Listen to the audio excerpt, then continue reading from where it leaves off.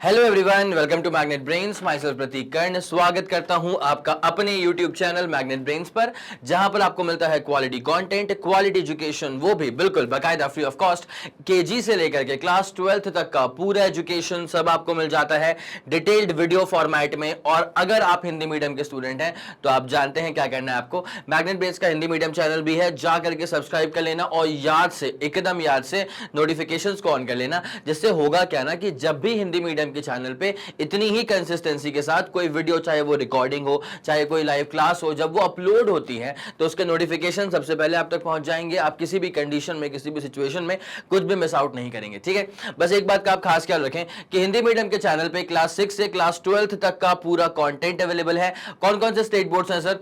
MP board है, Bihar board है, UP board है, राजस्थान बोर्ड है और दिल्ली बोर्ड है। और अगर आपको ई नोट्स या ई बुक्स चाहिए तो इसी वीडियो के डिस्क्रिप्शन में एक लिंक मिलेगी, जा करके चेकआउट कर लेना। वहां से आप ई नोट्स और ई बुक्स भी अवेल कर सकते हैं, ठीक है। तो चले अब जरा कहानी को शुरुआत देंगे। Class 11 physics chapter 5 work energy and power. भाई बहुत लंबा सा टॉपिक है, notions of work and kinetic energy, या फिर इसको प्यार से कहा जा सकता है वर्क एनर्जी थ्योरम, ठीक है। एक तरफा टॉपिक भाई, एक तरफा टॉपिक। बहुत सारे सवाल आप यहां से एक्सपेक्ट कर सकते हैं। और सिर्फ ये क्लास बाउंडेड नहीं है, ऐसा नहीं कि सिर्फ क्लास 11th में ही काम आएगा भाई, क्लास 12th में भी क्वेश्चंस के अंदर ये वर्क एनर्जी थ्योरम जो है वो लग जाता है। तो बनेगा उसी से जिसने इस वीडियो को शानदार तरह से देख लिया होगा, ठीक है। इस वीडियो का ऑब्जेक्टिव क्या है? आपको वर्क एनर्जी थ्योरम का प्रिंसिपल का पूरा स्टेटमेंट बता देना, उसके बाद उसको प्रूव भी करवा देना, उसके बाद एक आध अच्छे न्यूमेरिकल जो है वो अपन सॉल्व कर लेंगे इसके ऊपर, ठीक है। तो चलें बिना समय लगाए आपको लेकर के आते हैं वर्क एनर्जी थ्योरम के बेसिक आइडिया के ऊपर, ठीक है। एक सिंपल सी बात है, जरा गौर करते हुए चलना। किसी भी सिस्टम पे अगर आप कुछ वर्क करते हैं तो जो भी आपने वर्क करा है वो सिस्टम के अंदर स्टोर हो जाता है उसकी एनर्जी के फॉर्म में। बोलो हाँ कि ना, ठीक है।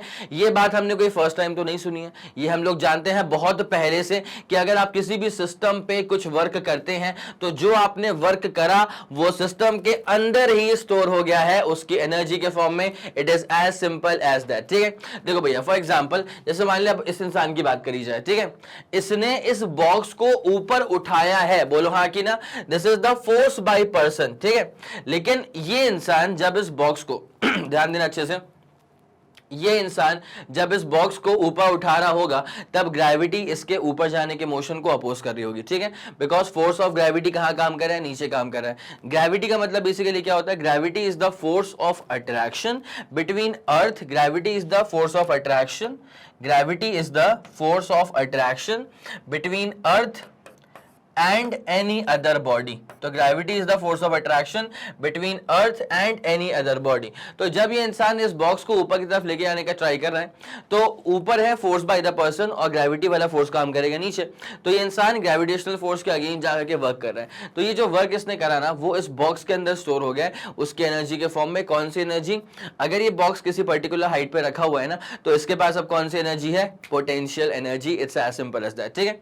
अगर इंसान ने वर्क करा होगा मान ले 100 जूल का, ध्यान देना ये बड़ी प्यारी बात है। अगर इंसान ने वर्क करा होगा मान ले 100 जूल का, तो वही 100 जूल की जो एनर्जी है ना वो कन्वर्ट हो चुकी है पोटेंशियल एनर्जी, या फिर बॉक्स की अब जो पोटेंशियल एनर्जी है वो 100 जूल है। आया समझ? अगर इंसान ने बॉक्स को ऊपर उठाने में 100 जूल का वर्क करा तो अब इस बॉक्स के पास 100 जूल की आ चुकी है पोटेंशियल एनर्जी। अगर 500 जूल का वर्क करता तो 500 जूल की बॉक्स के पास आ जाती क्या? Potential energy. It's as simple as that, ठीक है।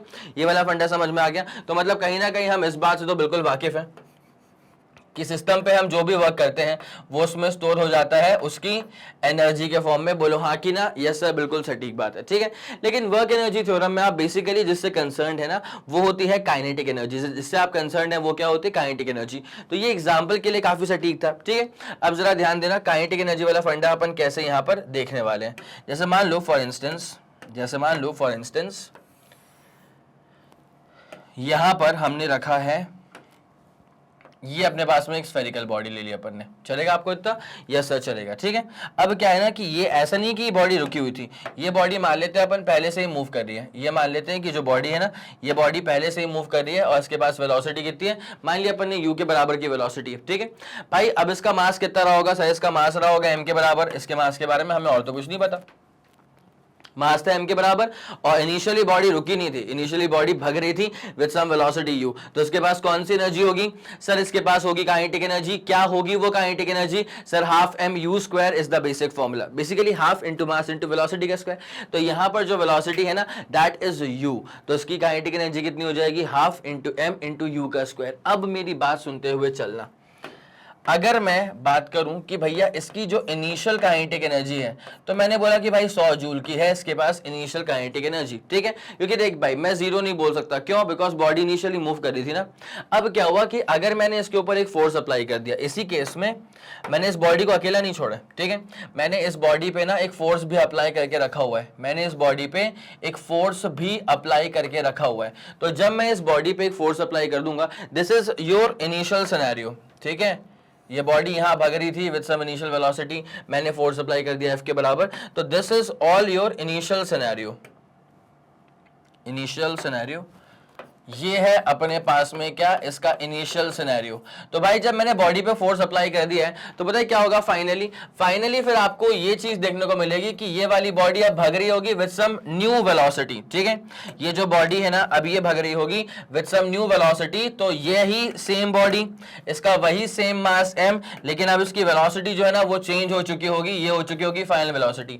और मजे की बात पता क्या है भाई? बॉडी इस तरफ जा रही थी और मैंने फोर्स भी सेम पर्टिकुलर डायरेक्शन में अप्लाई कर दिया, तो जिस वजह से बॉडी की वेलोसिटी बढ़ जाएगी, जिस कारणवश बॉडी की जो वेलोसिटी है ना वो बढ़ जाएगी। तो यहां पे इंटरेस्टिंग चीज टू नोट क्या है कि here final velocity is more than initial velocity. इसका रीजन क्या है? क्योंकि फोर्स अप्लाई करा गया है सर सेम डायरेक्शन में। इसका रीजन क्या है कि सर फोर्स अप्लाई करा गया है इन द सेम डायरेक्शन। इसमें it's as simple as that. यहां तक कोई दिक्कत वाली बात तो नहीं है? यस सर, यहां तक का फंडा पूरा एकदम क्लियर है। चलो अब एक बात जरा देखते हुए चलना। तो v is more than u तो हो चुका है। अब जरा एक चीज पे गौर फरमाइएगा आप, बहुत ही इंटरेस्टिंग चीज है। ये वाला सीन तो पूरा डन हो चुका है। तो भाई अब इसके पास जो काइनेटिक एनर्जी फाइनल है वो बढ़ जाएगी ना, वो मान ले कितनी हो गई है? 500 जूल हो गई है। वो मान ले कितनी हो गई है? 500 जूल हो गई है। तो भाई यहाँ पे what is the change in the kinetic energy? कोई पूछे कि भाई चेंज कितना है काइनेटिक एनर्जी का, तुम बोलोगे सर के फाइनल माइनस के इनिशियल, तो तुम्हारा चेंज आ गया 400 जूल का, बिकॉज फाइनल था 500 और माइनस करा उसमें से इनिशियल था 100 जूल का। तो what is the change in the kinetic energy? Sir change in the kinetic energy 400 joule. और मैं आपको बता दूं कि ये जो चेंज आया काइनेटिक एनर्जी में, जो इंक्रीमेंट मिला काइनेटिक एनर्जी में, वो क्यों मिला? क्योंकि फोर्स अप्लाई किया गया था। ये जो इंक्रीमेंट मिला वो क्यों मिला? क्योंकि फोर्स अप्लाई किया गया था। और जब आप किसी बॉडी पे फोर्स अप्लाई करते हो ना, तो फिर मतलब अच्छा उस फोर्स ने डिस्प्लेसमेंट भी तो करवाया। इस फोर्स ने क्या बॉडी में डिस्प्लेसमेंट नहीं करवाया? सर इस फोर्स की वजह से बॉडी में डिस्प्लेसमेंट तो आया। इसका मतलब क्या है कि वर्क भी हो रहा होगा, क्योंकि वर्क का फॉर्मूला क्या होता है? Force into displacement. तो पता है जब आप इसमें वर्क निकालोगे ना, तो इंटरेस्टिंगली होता यह है कि वर्क भी 400 जूल आएगा। ठीक है, यहां पे जब आप वर्क निकालोगे ना, इंटरेस्टिंगली वो जो वर्क है वो भी कितना आएगा? 400 जूल आएगा। इसका कहीं ना कहीं मतलब जो है वो इवेंचुअली ये निकलता है, इसका कहीं ना कहीं मतलब जो है वो इवेंचुअली ये निकलता है कि अगर आप किसी बॉडी पे कुछ वर्क करते हो, तो जितने अमाउंट का आपने वर्क करा है उतनी ही अमाउंट से बॉडी की एनर्जी चेंज होती है। भाई वर्क एनर्जी थ्योरम में ये बड़ी इंपॉर्टेंट चीज है कि सिर्फ काइनेटिक एनर्जी का नाम मत लेना, नाम पूरा लेना। पूरा नाम क्या है भैया? Change in the kinetic energy. पूरा नाम क्या आएगा बेटा यहां पे? Change in the kinetic energy. It's as simple as that. क्या आपको ये वाला फंडा पूरा शानदार तरह से समझ में आ गया? पक्का आ गया समझ? क्या बोला मैंने कि अगर आप किसी सिस्टम पे, ध्यान दो गलती मत करो, अगर आप किसी सिस्टम पे कुछ वर्क करते हैं तो जितने अमाउंट का आपने वर्क करा है उतने ही अमाउंट से सिस्टम की काइनेटिक एनर्जी में चेंजेस आ जाते हैं। ठीक है, 400 जूल का वर्क करा तो सिस्टम की काइनेटिक एनर्जी 400 जूल से चेंज हो चुकी है। It's as simple as that. इतनी सिंपल सी बात थी। अच्छा, अगर फोर्स में, अच्छा यहां पे तो चेंज कैसा आया? पॉजिटिव। यहां पे चेंज कैसा आया? पॉजिटिव। तो अपन ये कह सकते हैं कि हियर डेल्टा के ई इज पॉजिटिव, जिसका मतलब ये है it means kinetic energy increases. तो सिस्टम पे अगर वर्क किया गया है तो उसकी काइनेटिक एनर्जी बढ़ गई है, मतलब फोर्स अप्लाई करा होगा into the same direction. It's as simple as that. Same direction का मतलब क्या होता है, जिस डायरेक्शन में बॉडी पहले से मूव करी थी ना, उसी डायरेक्शन में फोर्स अप्लाई करा है, तभी तो बॉडी की वेलोसिटी बढ़ गई। और जब बॉडी की वेलोसिटी बढ़ गई तो काइनेटिक एनर्जी बढ़ गई, तो काइनेटिक एनर्जी में चेंज आया। अब जो चेंज था वो कितने का आया, 400 जूल का आया। और इंटरेस्टिंग बात जो है नोट करने लायक वो ये है कि भाई हमने सिस्टम पे वर्क भी कितना करा था, 400 जूल का वर्क करा था। तो इसका मतलब ये है कि work done on the system, इसका मतलब क्या हो गया कि work done on the system is exactly equal to the change in the kinetic energy. Work done on the system is exactly equal to the change in the kinetic energy of the system. It is as simple as that. और इसे ही कहा जाएगा work energy theorem, इसे ही कहा जाएगा work energy theorem. पक्का भाई, ये वाली बात दिमाग में बैठ गई क्या अच्छे से? तो मैंने क्या सिखा दिया, एग्जाम्पल के साथ बता दिया है। मैं उम्मीद कर रहा हूं कि आपको हर एक बात समझ में आ गई होगी, ठीक है। अगर तुम अभी यहां पर बैठते ना भाई, तो मैं एकदम झकझोर के पूछ लेता कि भाई आया समझ, ठीक है, लेकिन तुम इंटेंसिटी समझ रहे हो मेरी? पक्का। तो मैंने क्या सिखा दिया, सिस्टम पे आप जब भी कुछ वर्क करते हो तो सिस्टम की एनर्जी चेंज हो जाती है, ठीक है। यहां पे सिस्टम पे आपने वर्क कैसा करा, सपोर्टिंग नेचर का वर्क करा। बॉडी यहां मूव कर रही थी, आपने फोर्स भी यहीं पे अप्लाई कर दिया, तो बॉडी की एनर्जी का बढ़ना लाजमी है। Initially 100 joule, finally 500 joule, change आ चुका है 400 जूल का। तो भैया अब इंटरेस्टिंग चीज जो है नोट करने वाली वो ये है कि सिस्टम पे आपने वर्क भी कितना करा, 400 जूल का वर्क करा। तो दैट्स वाई वर्क, अच्छा वर्क भी 400 joule, change in the energy is also 400 joule. इसका मतलब यहां पे क्या हो जाएगा कि work done on the system is exactly equal to change in the kinetic energy. अब तुम्हारे दिमाग में एक सवाल आ रहा होगा कि सर ये तो आपने एग्जांपल में नंबर वैसे वैसे लिए होंगे, तभी ऐसा आ रहा है कि work equal to change in the kinetic energy. लेकिन अब मेरा क्या काम बनता है, मैं तो उसको प्रूव करूंगा। अगर प्रूव नहीं करूंगा तो फिर तुम इस बात को मानोगे नहीं तो मजा आएगा नहीं। तो इसलिए अपन इसको प्रूव करना भी स्टार्ट करने वाले हैं। लेकिन मेरे ख्याल से देखो, प्रूव तो मैं कर ही दूंगा क्योंकि फिजिक्स है भाई, लॉजिकल है। लेकिन मेरे ख्याल में तुम्हें यहां तक का फंडा समझ में आ गया होगा, तो प्लीज इसका स्क्रीनशॉट लेना। और यार स्क्रीनशॉट ना, मैं तो बस बोल रहा हूं, जबकि मैं चाहता क्या हूं कि तुम कॉपी में इसको नोट डाउन करो। आया समझ? मैं चाहता हूं कि तुम इसको बाकायदा नोट डाउन करो, तो ही ना मजा आएगा। चले सर, यस सर, ये वाला फंडा पूरा हो चुका है, supremely clear. Okay, done done done done sir. चले आगे बढ़ते हैं। हाँ जी, तो इस बात से हम वाकिफ थे कि सिस्टम पे हम जो वर्क करते हैं वो सिस्टम के अंदर स्टोर हो जाता है उसकी एनर्जी के फॉर्म में। तो इसको अपन ने लिख दिया, कोई दिक्कत नहीं है, ठीक है। अब जरा इसको ना, जो मैंने बताया था, अब मैं वही तो कहता हूं हमेशा कि यार हम लोग जो अभी बातचीत कर रहे हैं, ठीक है, तो वो आपके दिमाग में जा रही है। गुड इनफ, वेरी गुड, ठीक है। तुमने स्क्रीनशॉट भी ले लिया है, तुम उसको शायद पढ़ते होगे एग्जाम टाइम पे, that is also good thing. लेकिन मेरा मानना क्या है ना कि जब तक आप उसको नोट डाउन नहीं करोगे ना, तो वो बात आ ही नहीं सकती जो स्क्रीनशॉट से पढ़ने में बाद में आएगी, ठीक है। समझ पा रहे हो तुम मेरी बात? स्क्रीनशॉट में अभी इसलिए बोलता हूं कि भाई अभी स्क्रीनशॉट ले ले, आधे घंटे में नोट कर लेना। लेकिन अगर तुम उसका लेवरेज ऐसे लेते हो कि अभी स्क्रीनशॉट ले लिया, एग्जाम टाइम पे रिवाइज करने के लिए कौन नोट डाउन करेगा? अरे स्क्रीनशॉट खोल लेंगे यार, भाई वो फील नहीं आएगा। लिख के ले लो, फील नहीं आएगा, ठीक है। तो अब यहां पे जरा नोट करते हुए चलना, क्या लिखा हुआ है? Whenever some work is done on the body, then the work gets stored inside the body in the form of its energy। अगर किसी भी सिस्टम पे कुछ वर्क किया जाता है तो वो वर्क उस सिस्टम के अंदर स्टोर हो जाता है उसकी एनर्जी के फॉर्म में। It's as simple as that, ठीक है।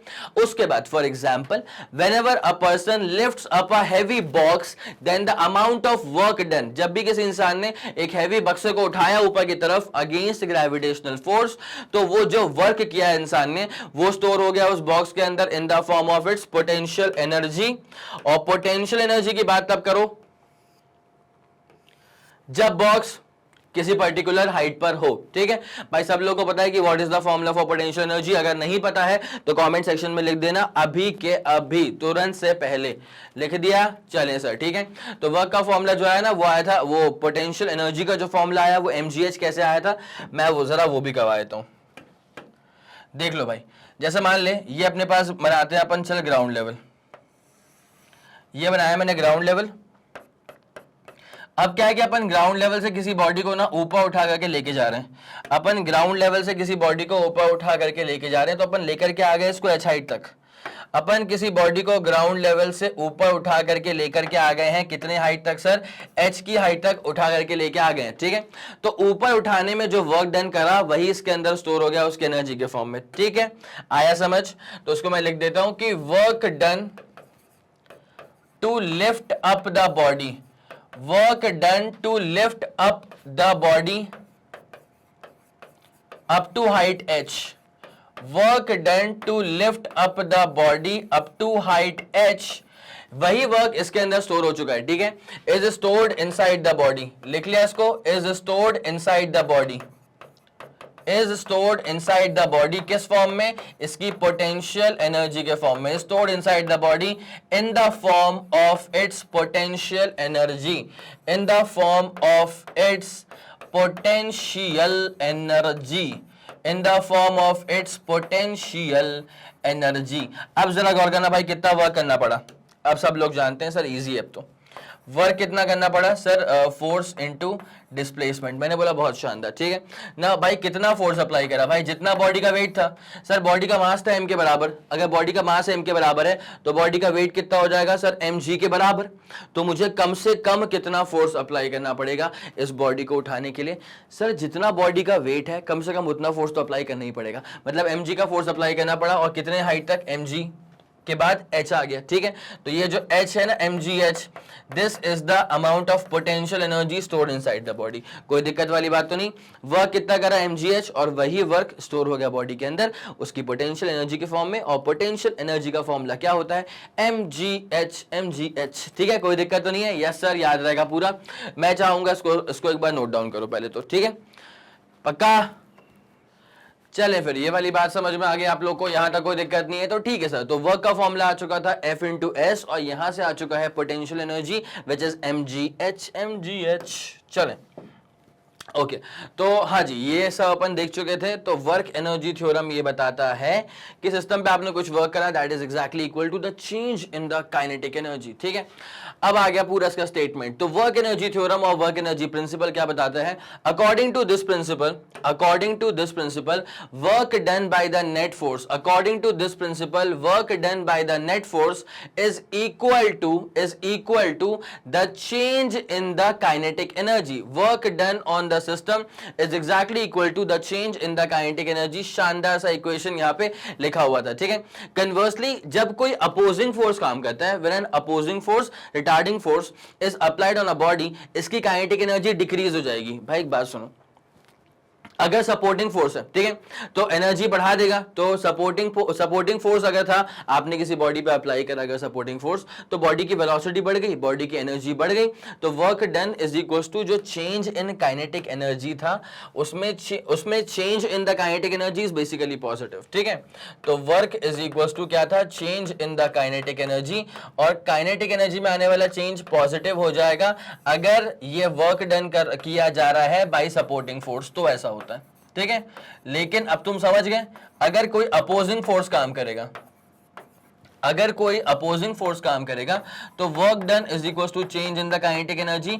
अगर कोई अपोजिंग फोर्स काम करेगा तो काइनेटिक एनर्जी कम हो जाएगी, अगर कोई अपोजिंग फोर्स काम करेगा तो काइनेटिक एनर्जी जो है वो कम हो जाएगी। तो यहां पे अपन कहते हैं कि work is done by opposing force. इतनी आरामदायक बात है भाई, then work is done by the opposing force. इतनी आरामदायक बात है, कोई दिक्कत वाली बात तो नहीं लगी आपको, ठीक है सर। इतना पूरा फंडा क्लियर है। इसका एक बार स्टेटमेंट का पूरा स्क्रीनशॉट ले लो बेटा, इस पूरे स्टेटमेंट का स्क्रीनशॉट ले लो। 3 2 1 रेडी गो, super clear, super done, yes sir. चले okay. Thus, according to work energy principle, work and kinetic energy are basically equivalent quantities। चलेगा, ठीक है। अब आते हैं proof of work energy theorem पे। किस पे आने वाले हैं, अब आने वाले हैं proof of work energy theorem। Sir कैसे इसको प्रूफ किया जाएगा, तो अपन इसको प्रूफ करते हैं बाय कैलकुलस। हमें बेसिकली क्या प्रूफ करना है, वर्क एनर्जी थ्योरम क्या बोलता है कि किसी भी सिस्टम पे अगर आपने कुछ वर्क करा तो उतने ही अमाउंट से उस सिस्टम की काइनेटिक एनर्जी चेंज हो जाएगी। It's as simple as that, ठीक है। अब जरा गौर करते हुए चलें, इसका प्रूफ करते हैं अपन। यहां से स्टार्ट, येलो लूंगा ये वाला, ठीक है। देखो भैया, वर्क का फॉर्मूला होता है सर फोर्स इनटू डिस्प्लेसमेंट, ठीक है। अगर छोटा डिस्प्लेसमेंट है मतलब छोटा सा वर्क करा गया होगा, तो कैलकुलस की भाषा में लिखा जाए तो dw is equal to F into ds, it's as simple as that, ठीक है। अब सुनना भाई, फोर्स को अगर मैं खोलूं तो फोर्स क्या हो जाएगा, मास इनटू एक्सेलरेशन, और यहां पे क्या आ जाएगा, ds। ये एकदम सिंपल सी बात हो चुकी है। अब जरा ध्यान देना, तो dw is equal to mass, उसके बाद जो एक्सेलरेशन होता है ना वो कैसे निकलता है, तो एक्सेलरेशन निकलता है वेलोसिटी को डिफरेंशिएट करके, एक्सेलरेशन निकलता है वेलोसिटी को डिफरेंशिएट करके, और यहां बगल में क्या आ जाएगा, ds आ जाएगा। इतनी सिंपल सी बात है, तो मैं मेरे ख्याल से यहां तक कोई दिक्कत नहीं है, ठीक है। अब जरा ध्यान देते हुए चलना बेटा, dw, अच्छा एक सेकंड और, अगर कोई यहां पे अटक रहा है कि सर ये ए को अपन ने dv by dt कैसे लिख दिया, तो मैं उनको जरा बता दूं बेटा, आपको ये चीज नोट कर लेनी चाहिए कि अगर डिस्प्लेसमेंट का डिफरेंशिएशन है ds by dt है तो मिल जाता है वेलोसिटी, और अगर वेलोसिटी का डिफरेंशिएशन है dv by dt है तो मिल जाता है acceleration. It's as simple as that. इसको अगर नोट नहीं करा है तो नोट कर लेना, ये आती है चीज बहुत दबा के काम में, ठीक है। चले सर, ओके डन। तो एक्सेलरेशन को लिख सकते हैं dv by dt, तो लिख दिया dv by dt, भाई कहां इतना वेट करेगा कोई, लिख दिया। अब सुनते हुए चलना क्या होता है, m, dv को बिल्कुल मत छेड़ना, ds को बिल्कुल मत छेड़ना, dt को सरकाई लियो, ठीक है। तो जैसे अपन ने dt को सरका लिया तो ds के नीचे कौन पड़ा हुआ मिलेगा, dt पड़ा हुआ मिलेगा, ठीक है। अब इसके बाद जो चीज होने वाली है वो तो बहुत ही शानदार जबरदस्त होने वाली है। तो dw इज इक्वल टू क्या हो जाएगा, m आ जाएगा, उसके बाद dv आ जाएगा, उसके बाद ds by dt खुद क्या होता है, ds by dt स्वयं वेलोसिटी के बराबर होता है, ठीक है। तो dw इज इक्वल्स टू अगर लिखा जाए तो इसको अपन mv इंटू dv लिख सकते हैं, बोलो हाँ कि ना, ठीक है। अगर ds by dt को मैंने लिख दिया है velocity, it's as simple as that. इतनी सिंपल सी बात थी भाई, तुम्हें चमक गई क्या, ये जो मैंने तुम्हें अभी दिमाग में बताया तुम्हारे दिमाग में डालने की कोशिश करी है, क्या तुम्हें समझ में आ गया, यस सर आ गया, ठीक। अब एक काम करेंगे, तुम भी जानते हो हम भी जानते हैं कि यहां पे सर वर्क अगर निकालना है और dw अगर आपको नजर आ रहा है तो करना पड़ेगा इंटीग्रेशन, और किसी एक तरफ नहीं करते भाई, दोनों से एकदम शिद्दत से प्यार करना, दोनों साइड की इक्वेशन से। तो इंटीग्रेट कर दो इसको बोथ साइड्स, और जैसे ही तुम इसका इंटीग्रेशन लगाओगे, ठीक है, क्या लगाओगे, इंटीग्रेशन, ये इसका जो सिंबल बनता है इंटीग्रेशन का वो बता रहा हूं, ठीक है। तो क्या हो जाएगा अपने पास, सुनते हुए चलो, dw का होगा इंटीग्रेशन इज इक्वल्स टू, ठीक है, फालतू में लोग डरते हैं इंटीग्रेशन से, कितनी शानदार सी चीज है, v टाइम्स dv, स्टाइलिश। तो v times dv it's as simple as that, ठीक है। मसला क्या है सर, लिमिट्स तो लगा दें एक बार, मसला क्या है सर, लिमिट्स तो लगा दें एक बार। तो भाई देखो, जब इनिशियल वेलोसिटी रही होगी तब तुम्हें कोई वर्क करने की जरूरत पड़ी ही नहीं होगी, और जब वेलोसिटी चेंज होकर के v तक पहुंच चुकी होगी तब तुमने कुछ अमाउंट ऑफ वर्क कर दिया होगा, and that will be w के बराबर, ठीक। तो अब यहां पे जरा गौर करते हुए चलना, dw का integration is w, lower limit upper limit is equals to m को रखो बाहर, और v का जो इंटीग्रेशन है भाई, यहाँ पे v की पावर क्या है, v की पावर 1 है। इंटीग्रेशन में v dv लिखा हुआ था, v की पावर क्या थी, v की पावर 1 थी। जब v का अपन करेंगे इंटीग्रेशन तो यहाँ पे इत्मीनान से ये कितना हो जाएगा भाई, v स्क्वायर बाई 2 हो जाएगा, और लोअर लिमिट अपर लिमिट को यहाँ पे लगा देना, ठीक है। तो what is the lower limit u, what is the upper limit v, भाई upper limit minus lower limit w minus 0 is equal to कितना हो जाएगा, पहले अपर लिमिट तो mv square by 2 minus lower limit तो mu स्क्वायर बाई 2। अब तुम भी जानते हो हम भी जानते हैं काइनेटिक एनर्जी का फॉर्मूला क्या होता है sir, half into mass into velocity का स्क्वायर। अगर वेलोसिटी इनिशियल है तो काइनेटिक एनर्जी इनिशियल है, अगर वेलोसिटी फाइनल है तो काइनेटिक एनर्जी भी फाइनल है। यहां पर mv स्क्वायर बाई 2 में काइनेटिक एनर्जी फाइनल है, और mv square by mu square by 2 में काइनेटिक एनर्जी इनिशियल थी। ये वाला फंडा पूरा समझ में आ गया, ठीक है। तो आप दरअसल इसको ये बोल सकते हो कि वर्क क्या आ गया, वर्क आ गया है तुम्हारे पास में k final minus k initial, और इसे ही कहा जाता है change in the kinetic energy. k final minus k initial, और इसे ही कहा जाता है change in the kinetic energy, इसे ही कहा जाता है change in the kinetic energy. It's as simple as that. कोई दिक्कत वाली बात तो नहीं है, यस सर ये वाला फंडा पूरा क्लियर है। तो वर्क इज इक्वल टू क्या हो चुका है, change in the kinetic energy. बस भैया इसको नोट डाउन कर लो, कैलकुलस की मदद से आपका पूरा वर्क एनर्जी थ्योरम शानदार तरह से प्रूव करके रख दिया गया है। यस सर क्लियर, चलें बढ़िया। क्लियर है? तो आगे बढ़े, क्वेश्चंस पे आ जाते हैं। पहला सवाल आप लोग के सामने क्या है? Find the average frictional force that would stop a car weighing 500 kg in a distance of 25 metre if the initial speed is just 72 kmph। इसका मतलब 72 किलोमीटर पर आवर। अगर आप इस सवाल को सेल्फ ट्राई करना चाहते हैं तो मैं एक बार स्क्रीन से हट जाऊंगा। You have got all the space. चलें, ओके भाई, जिसका जो भी आंसर आ जाए वो कमेंट सेक्शन में आंसर मेरे को देते हुए चलना है ना। और अगर समझ में आ रहा होगा तो आप जानते हैं फायर इमोजीज, ठीक है, ये सब चलते रहने चाहिए भाई। कमेंट सेक्शन क्या है, जोरदार दिखना चाहिए। ओके, समझो मेरी बात। कन्वर्जन कैसे होगा भाई? 36 किलोमीटर पर आवर जो है वो होता है 10 मीटर पर सेकंड के बराबर। तो 72 kmph क्या हो जाएगा? 20 मीटर पर सेकंड के बराबर, ठीक है। तो भाई सुनना, एवरेज फ्रिक्शनल फोर्स पूछा हुआ है that would stop a car weighing, ठीक है। पहली बात तो मास कितना है? अच्छा एक सेकेंड, एक और चीज, अगर आपने force and laws of motion को बहुत ही तसल्ली से पढ़ के रखा है तो आप एक बात पूछेंगे मुझसे इस सवाल में कि सर वेट लिखा हुआ है पर 500 kg लिखा हुआ है। अब कई लोग को तो ये फंडा क्लियर ही नहीं है। कई लोग क्या समझते हैं कि हाँ सही तो है, वेट है तो वही बोलेंगे 500 kg। उल्टा वो समझाएंगे भी कि तेरा वेट कितना है, कोई बोलेगा 50 kg, ले तूने केजी में आंसर दे दिया भाई। जबकि अपन को एक बात पता होनी चाहिए कि वेट बेसिकली फोर्स होता है। वेट क्या होता है? फोर्स होता है, ठीक है। तो वेट का आंसर किस में आना चाहिए सर? न्यूटन में आना चाहिए। लेकिन वो तो क्या है कि एक तरह से ना कह सकते हैं कि अपन ये मिसनोमर टाइप का है, ठीक है, कि आपसे कोई आपका वेट पूछे और आप मास का आंसर चिपकाते हुए चलो उसको, है ना। लेकिन जब कभी आप ऐसा मिसनोमर ही भले मान ले, लेकिन जब सवाल के तौर पे आपके सामने ऐसा आ जाए कि वेट है 500 kg, तो आपको ना भरोसा किस पे करना है?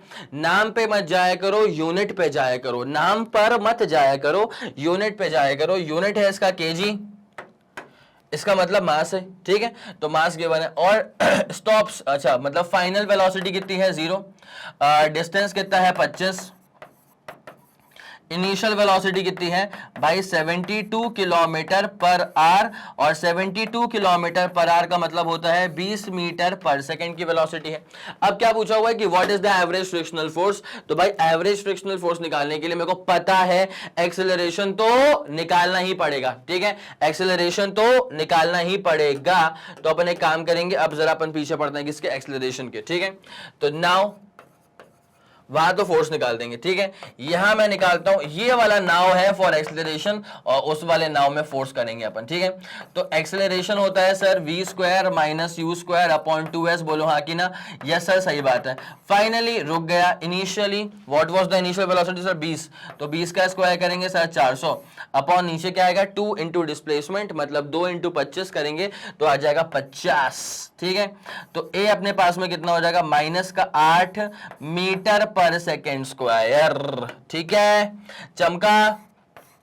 बताओ भाई, चमक रहा है इतना पूरा? फंडे पड़ा, फंडा पल्ले पड़ा, फंडे पड़ा नहीं, फंडे पड़ा नहीं, फंडा पल्ले पड़ा। तो एक्सेलरेशन कितना आ गया? माइनस का 8 मीटर पर सेकेंड स्क्वायर। अपन निकालते हैं इसमें क्या? Retarding force. ये जो रिटार्डेशन प्रोड्यूस हुआ है बॉडी के अंदर, तो किस रिटार्डिंग फोर्स ने ये कारनामा करवाया?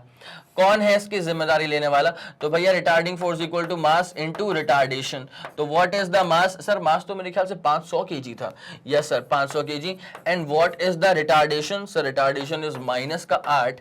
तो ये अपने पास कितना हो जाएगा? अगर 500 के 8 नोट तुम्हारे पास है, अब तुम्हारा कैलकुलेशन आया ना शानदार तरह से। 500 के 8 नोट तुम्हारे पास है, तुम्हारा आंसर आ गया सर 4000 माइनस, क्योंकि रिटार्डिंग फोर्स था। तो magnitude of the average retarding force कितना हो जाएगा? सिर्फ और सिर्फ 400 न्यूटन, 4000 न्यूटन। पक्का? ओके चलें सर, क्लियर, नोट डाउन हो चुका है। अब आ जाओ एक और बहुत ही प्यारे सवाल के ऊपर। A particle of mass 0.5 kg travels in a straight line with a velocity of 5x की पावर 5/2, ठीक है। अगर x की पावर लिखा है ना 5/2, तो आप इसको ऐसे करेंगे, पहले आप करेंगे x की पावर 5, ठीक है, और फिर आप कर लेंगे उसका स्क्वायर रूट। पहले आप करेंगे x की पावर 5, फिर आप कर लेंगे उसका स्क्वायर रूट, तो आ जाएगा आपका आंसर, ठीक है, कोई दिक्कत नहीं है। How much work is done by the net force during the displacement from x equal to 0 to x equal to 2 metre? It's as simple as that. कितना वर्क डन करना पड़ेगा? और अगर आप हल्का सा दिमाग लगाएं तो ये जो कंटेंट है ये है वर्क एनर्जी थ्योरम पर बेस्ड। किस पर बेस्ड है बेटा? वर्क एनर्जी थ्योरम पर बेस्ड। चलें सर, अगर वर्क निकालना है तो according to work energy principle या वर्क एनर्जी थ्योरम लिख दिया जाए। अब समझने वाले समझ गए, जो ना समझे वो अब समझेंगे। तो according to work energy theorem, भाई ध्यान देना, सिंपल चीज है यार। वर्क एनर्जी थ्योरम चीख चीख के क्या कहता है कि सिस्टम पे आप जो वर्क करेंगे that is equal to change in the kinetic energy of the system. ठीक है, यस सर, पक्की बात है। तो आपसे तो वर्क डन ही पूछा हुआ है, तो मतलब फाइनल काइनेटिक एनर्जी माइनस पूछा है इनिशियल काइनेटिक एनर्जी, तो आपसे तो वर्क डन ही पूछा है, तो हाफ m, उसके बाद फाइनल वेलोसिटी का स्क्वायर माइनस क्या हो जाएगा इनिशियल। अच्छा एक काम करता हूँ ना मैं इसको, फिर मैं फाइनल वेलोसिटी का स्क्वायर माइनस करता हूं इनिशियल वेलोसिटी का स्क्वायर। कोई दिक्कत तो नहीं है सर, यहां तक कोई दिक्कत नहीं है। ठीक है भाई, सुनना, displacement from x equal to 0 to x equal to 2 metre. इसका मतलब क्या है, जब मुझे इनिशियल निकालना होगा तो मैं x इक्वल टू 0 पे जाऊंगा, जब मुझे फाइनल निकालना होगा बेटा तो मैं x इक्वल टू 2 पर जाऊंगा। ठीक है, यस सर, पूरा क्लियर है। तो भाई वर्क डन निकालना था, तो एक काम करते हैं ना, सारी वैल्यूज पहले अपन पुट करना शुरू करते हैं। ठीक है, हाफ को बिल्कुल मत छेड़ना, उसके बाद छेड़ो किसको बेटा, मास को छेड़ो। मास कितने की है, मास है सर 0.5 की, तो 0.5 को लपेटे में लेके 1/2 कर दिया, कोई दिक्कत नहीं है। ठीक है, हाफ हो गया, मास हो गया। उसके बाद पकड़ के वेलोसिटी का स्क्वायर। ठीक है भाई, फाइनल वेलोसिटी आती है x इज इक्वल्स टू 2 पर। ठीक है, फाइनल वेलोसिटी कब आती है, at x is equals to 2 पर आती है। ठीक, तो 5 इंटू, भाई जरा गौर करते हुए चलना, गलती मत करना एकदम। 5 इंटू, भाई साहब यहाँ पे x की पावर 5/2 है, तो 5 इंटू एक्स की पावर 5/2 है और इसका स्क्वायर होगा। ठीक है, मैंने बोला लाजवाब, उम्दा, शानदार, तो 5x की पावर 5/2, ये v का स्क्वायर कर दिया। अब सुनना मेरी बात, जबरदस्त चीज है यहाँ पे भाई साहब कि अब ये अपने पास हो चुका है फाइनल वाली का स्क्वायर। अब करेंगे अपन क्या, इनिशियल वाली का स्क्वायर। तो इनिशियल वाली अगर आप चेक करो ना तो x इक्वल टू कितनी है, 0। ठीक है भाई, कई लोग बोलते हैं सर ये बार बार वेरिएबल x ही क्यों आती है। बेटा वो x होती ही ऐसी चीज है जो हर सवाल में पलट के आएगी। ठीक है, अब तुमको उसको डील करना चाहिए, कभी उसकी वैल्यू 0, कभी उसकी वैल्यू 2। तो यहाँ पे तो अपन ने कर दिया हट x की वैल्यू 0। ठीक है, अब जब x की वैल्यू 0 हो गई है, इसका करो स्क्वायर, निपट के 0, कोई दिक्कत वाली बात नहीं है सर। ठीक है, तो वर्क अपने पास कितना हो जाएगा, 1/4 हो जाएगा। भाई अब मेरी बात सुनना, फाइनल वाले केस में x तो 2 था, है ना, तो फाइनल वाले केस में अपन x को पावर के 2 कर देते हैं, तो अपने पास ये कितना हो जाएगा, सुनो मेरी बात, 5।